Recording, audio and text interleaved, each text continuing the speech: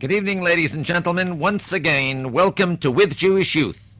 We're starting our 7th week with the help of God in this new series of programs that is slowly but surely, and rather than slowly, really surely and quickly, becoming the most popular show in Jewish homes. We've received many complimentary telephone calls and messages telling us how many people enjoy the program. And incidentally, the thing that really was very cute was the fact that people were telling me that their children, their school children, refuse to go to bed until they hear the program. So much so that they will concede to get into bed, but not to put the light out and go to sleep until they hear the entire With Jewish Youth program. So I suppose we're doing something right. You know that this past Shabbos, the 10th day of Shvat, was the Yortzeit, the anniversary of the passing of the great Lubavitcher Rebbe of sainted memory. And those of you who listened in to WEVD from 9:30 to 3:15 a.m. most probably had the opportunity of hearing the Rebbe himself, listening to the Hasidim singing, and of course, as much as I was able to give you some of the commentaries and translations from the Yiddish into the English. But in connection with this 10th day of Shvat, there have come to the States many hundreds of guests from all parts of the world. Amongst them, some outstanding people from London, Manchester, England, and so on. And I have asked these guests to share a program with me so that we could perhaps tell the world something more about the Jews in other parts of the world besides New York. And I'm sure that many of our radio listeners, and especially the youth, will be very interested and concerned with what I have to offer and what we have to learn and what we're going to be listening to tonight. My guest tonight is Hershel Gorman from London. Hershel was born in London 30 years ago. He was educated at the local schools in London and afterward at Kfar Chabad, and then also for a time in New York. He then went out to Melbourne, Australia, where he was involved in teaching youth and engaged in youth activities. Currently in England, he is the world of commerce, but also has not forgotten about youth activities and publications.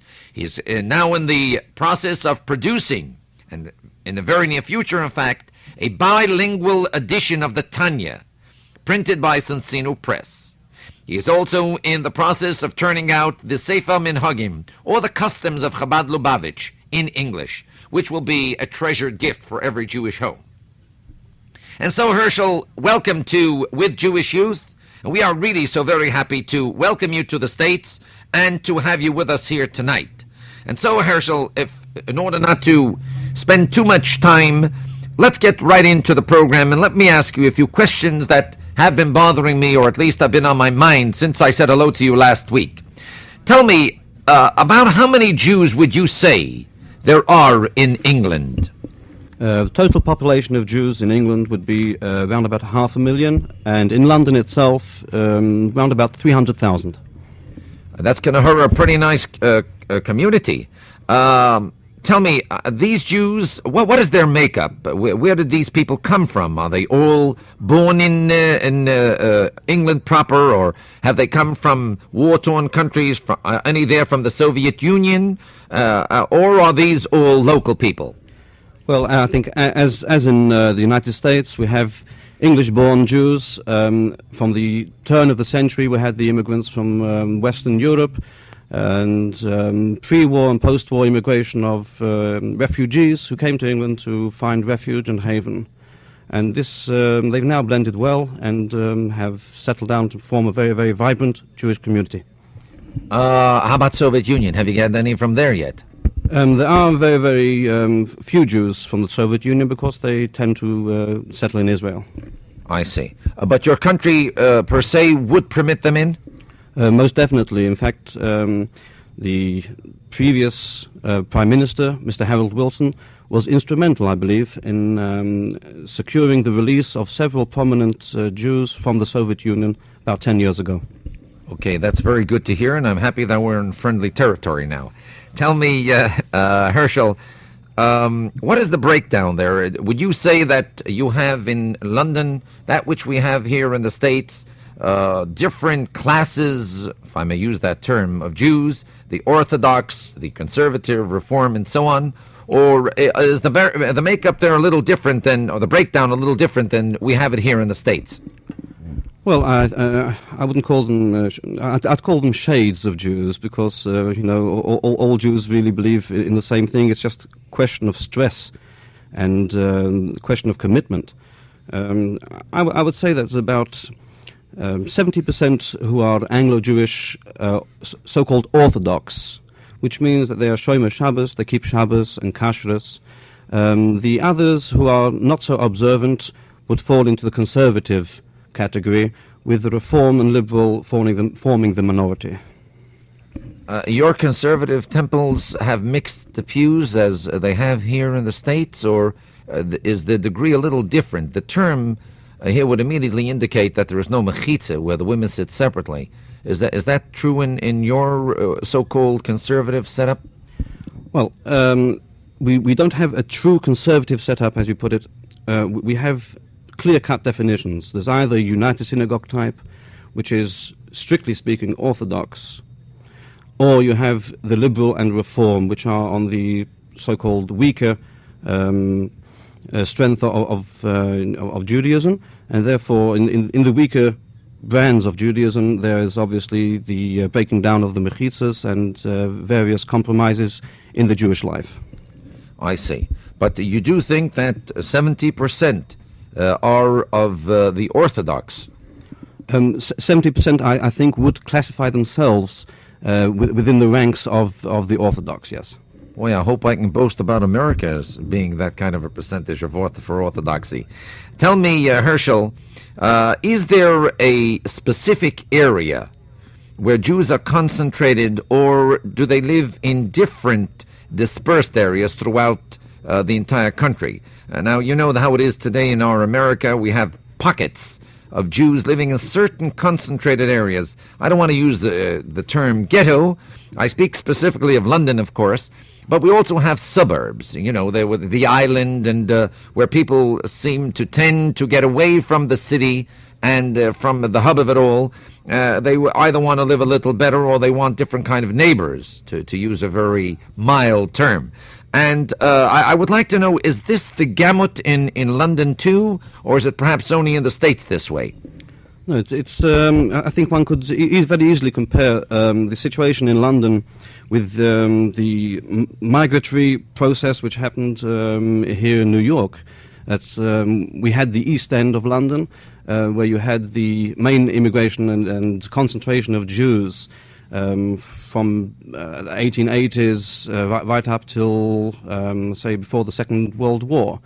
And then, as the community became more affluent, they sought new pastures, which they thought were perhaps greener, went into further west, further north, and therefore you have in and around London concentrated pockets of Jews, of 20,000, communities of 30,000, and in the northwest area, which is Golders Green, Hendon, Hampstead Garden Suburb, there's approximately 50,000 Jews. Well, that sounds pretty good. I remember I was in London, I think it's 15 years ago or something like that, but I know that I spoke, I think, 21 times in 11 days, but I don't really know. I was being led like a blindfolded fellow wherever they told me to go, and they set me up on the bulletin board. That's where I went to speak. But I never really had an opportunity to study the demographic makeup of London proper.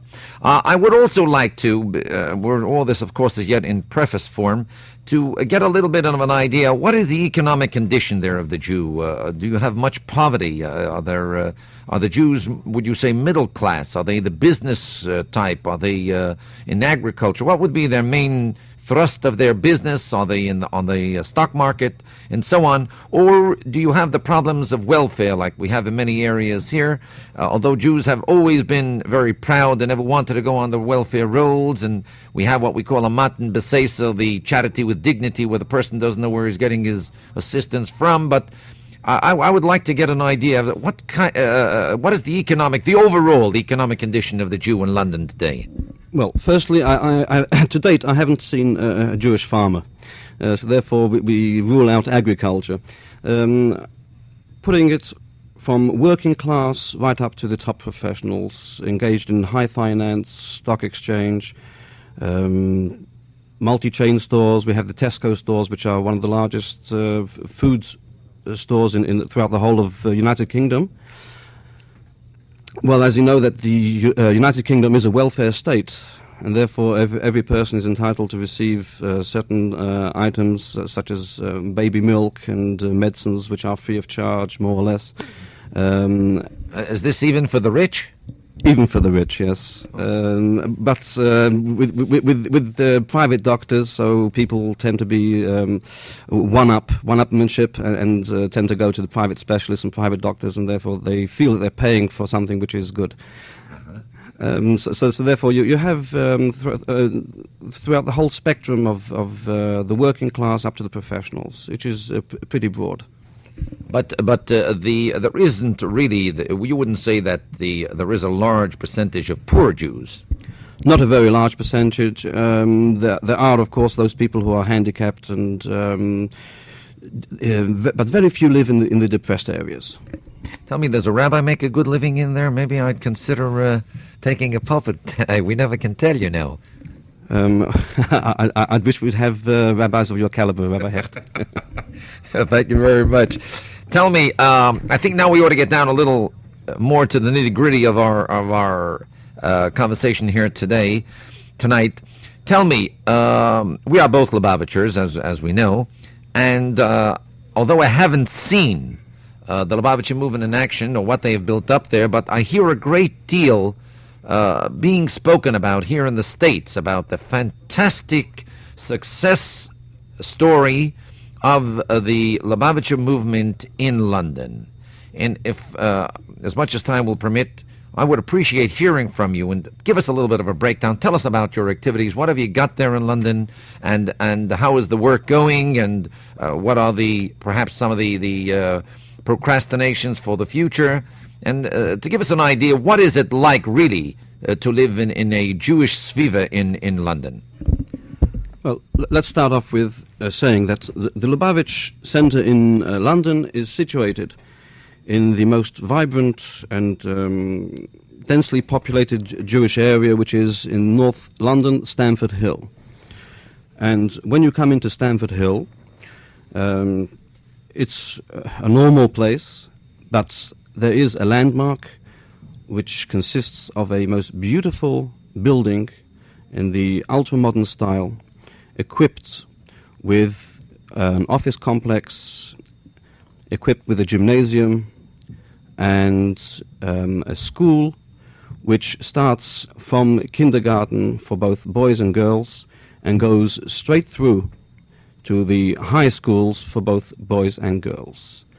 The schools have approximately 700 to 750 students at the time, although we are constantly buying or negotiating for larger premises, because the idea of Jewish education, although perhaps is not as accepted in England and London, unfortunately, as it would be elsewhere, this is fast becoming the general accepted idea amongst Jewish parents that they want to send their children to Jewish schools, day schools. This is the school side, the educational side. And then we have the youth activities, which range from clubs, Shabbos afternoon activities, outings, day camps, and camps which are outside the metropolis.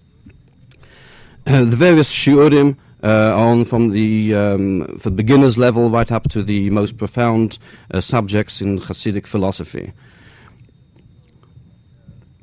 There's also a publication arm of the Lubavitch Foundation, which disseminates, I'm sure you are receiving them over here, the Lubavitch Rebbe's Torah thoughts, which have been widely acclaimed in the United Kingdom, and give a wonderful insight into the sichos, into the talks past talks of the Lubavitcher Rebbe Shlita, and have proved very successful in all the campuses throughout the United Kingdom.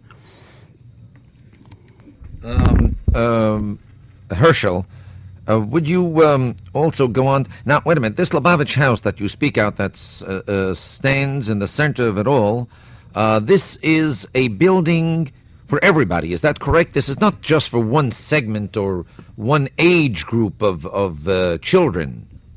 No, it's not confined to any particular age group. In fact, at any time of the day and most of the night, you'll find people of all ages toing and froing, finding their place within the complex, whether it's to have a shir, whether it's to talk about a personal problem, whether it is just in the nature of a general inquiry or just a personal visit. Is there a synagogue in this building too? There is a very large synagogue, and it is used on Shabbos and the weekdays, 3 times a day, of course. And we have on Shabbos over 150 people, B'li Ein Hara, who come and participate in the services. Tell me, as we know, wherever Lubavitch is, there is a concentration on college youth. Now we know the problems that we have here in the States in the colleges. Many colleges have served as a graveyard for many young boys and girls as far as their Judaism is concerned.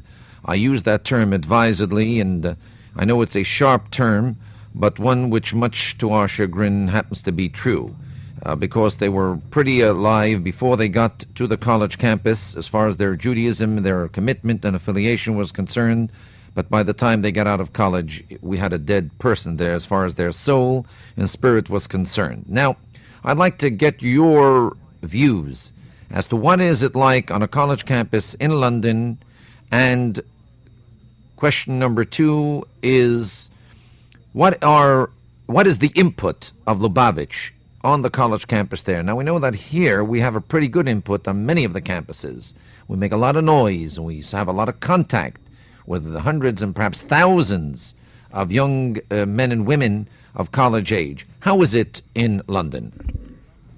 Well, when you say London, you've got to take into account that London serves the southeast of England. Therefore, you have not only London University, which has quite a large Jewish content, but also the very famous campuses of Oxford and Cambridge, Exeter, and various other ones in the south. Contact is made and has been made over the last years through our university's representative and counselor, Rabbi Shmuel Lu, who is, of course, Brooklyn-born, and has this very vibrant and warm approach to the students.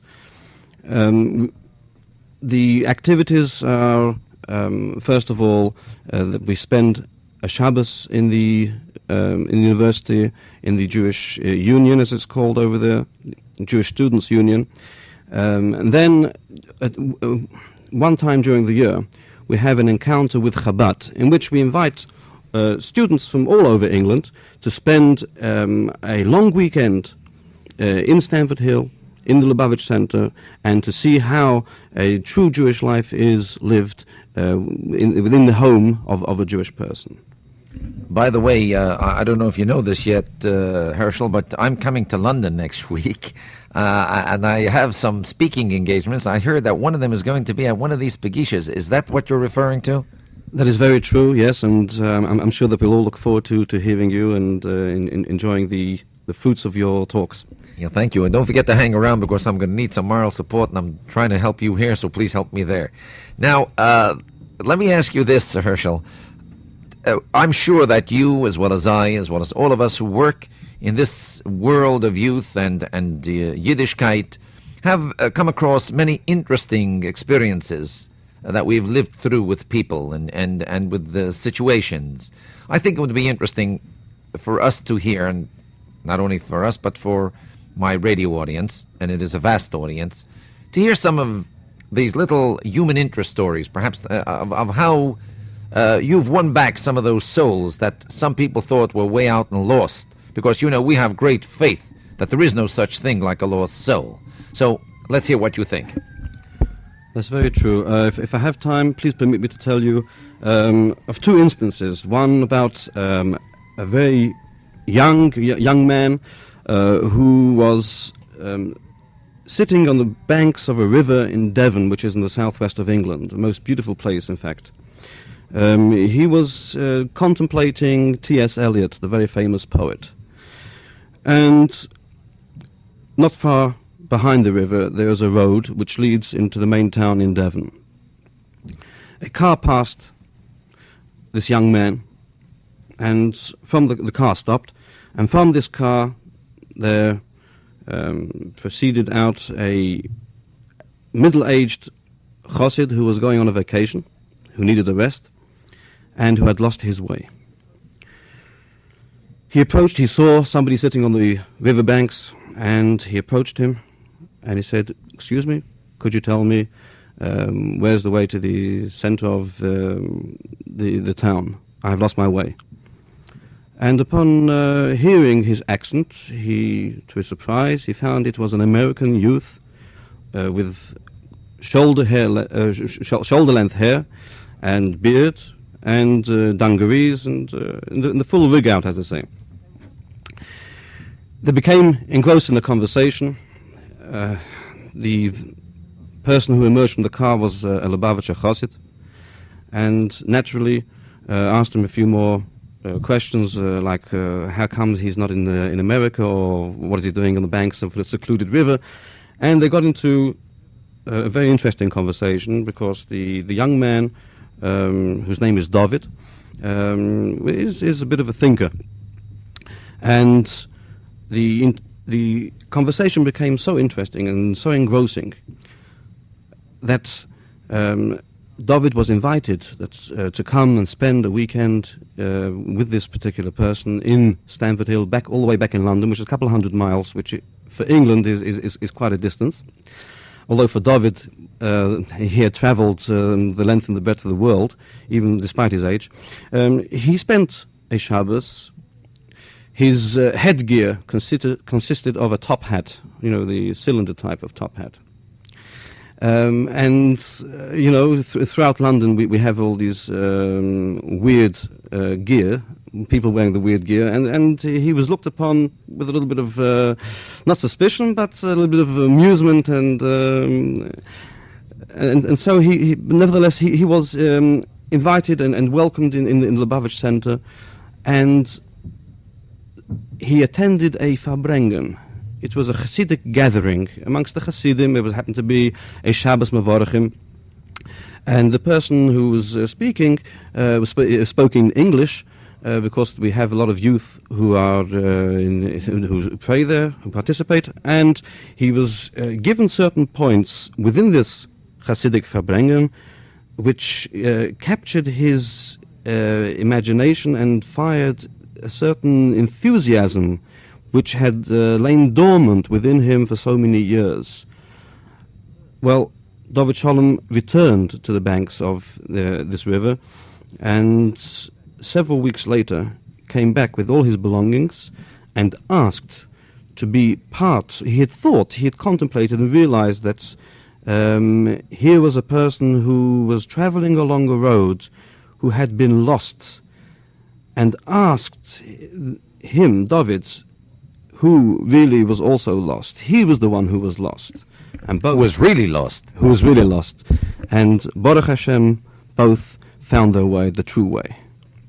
What does this boy David Sholem do now? He is now currently taking his master's degree in the University of London, and also he participates, and very well, I must say, in all the student activities, in answering certain philosophical questions which obviously come up from time to time. That is certainly beautiful. Not only did he come back, but he's now bringing others back. Have you got any other? I haven't got too much time, but this is so intriguing. I would love to hear another one if you have one. Yes, certainly. Very quickly, there was in London, there is in London, in fact, a man called Solly. Solly was from the East End of London, and he was a member of the Communist Party. I don't know whether you're allowed to say that in America. You said it already. Anyway. He was passing by Stamford Hill, must have been about 6 or 7 years ago, one evening, and he heard singing and dancing and clapping coming from the inside of the building. This struck his curiosity, and he went inside to see what the noise was about. He went inside, and he saw that there were people with beards sitting at a table with little glasses in their hands, saying l'chaim to each other. Of course, he's a Jew, and from being from the East End, he didn't have to be taught what the word l'chaim was. Being a stranger, the natural reaction of any Lubavitcher Chassid is to say Shalom Aleichem and to welcome with open arms. Not knowing his background, nevertheless, he sat down at the table and was welcomed, and Solly had a weakness for what we call the bitteren trop, the drop of whiskey. And through this drop of whiskey, he said, they told him to say l'chaim and make a bracha, of course. Probably the first bracha which he'd made in many, many years. How old a fellow was this? He was in his 60s already. He's now approaching 70, bis 120, and it was a traumatic experience for him, because this was the first, as he told me later, this was the first Jewish gathering that he had attended since his bar mitzvah. And from this l'chaim, Solly is now Reb Zusha, with a flowing, beautiful white beard, and one who goes around inspiring other people, elderly people, it's true, but then he's in his element because of his age, and he inspires them to observe Yiddishkeit with more meaning, and it shows you what can happen just from one little l'chaim. It becomes a big l'chaim. All I can say is hooray for London. And if you have these kind of stories and these kind of accomplishments to mark up, all I can say is your seat in the eternal world is secure. You have nothing to worry about. Just quickly, I have about a half a minute for this before I sign off. What is the ties, or what are the ties of the Lubavitcher Hasidim or the Jewish community of London with the Rebbe's Al Gesundsein in America?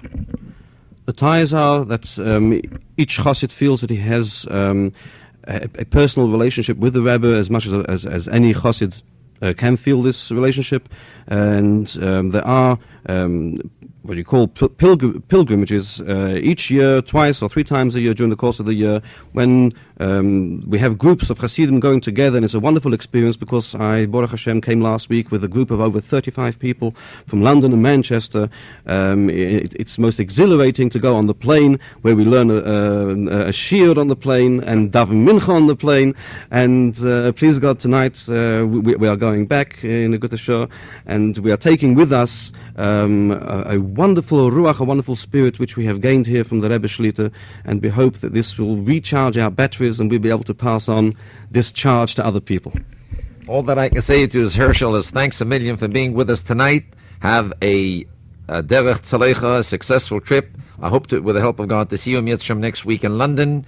In the meanwhile, ladies and gentlemen, all that I can say to you is it was a pleasure having you with us tonight. Those of you who have the means to be able to help us carry on with this program, send your contributions to With Jewish Youth or National Committee for Furtherance of Jewish Education, 824 East Room Parkway, Brooklyn, New York. And until tomorrow night at the same time, God bless you all.